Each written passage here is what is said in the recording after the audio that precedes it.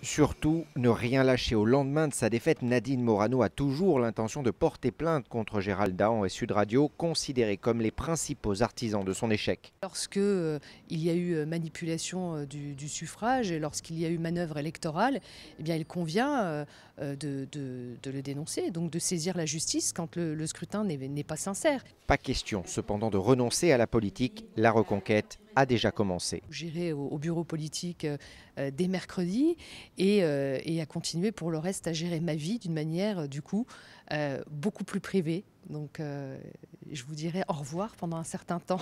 Un certain temps qui ne durera pas, Claude, soutien de longue date, en est persuadé. C'est une chef scout, elle prend le fanion, elle dit il faut y aller, mais elle vient aussi, elle se met devant puis elle avance. C'est des gens formidables ça. Un chef dont on sait tout, dont on admire la vie et dont les souvenirs personnels émeuvent. Elle allait voir son papa quand il rentrait le vendredi soir avec sa poupée dans les bras, elle allait le voir. On a vécu son enterrement d'ailleurs à son père. Là, là j'ai l'impression qu'elle imagine que son père la regarde. Claude suit Nadine depuis 10 ans. Pour lui, la défaite de ce dimanche, c'est le début d'une autre aventure.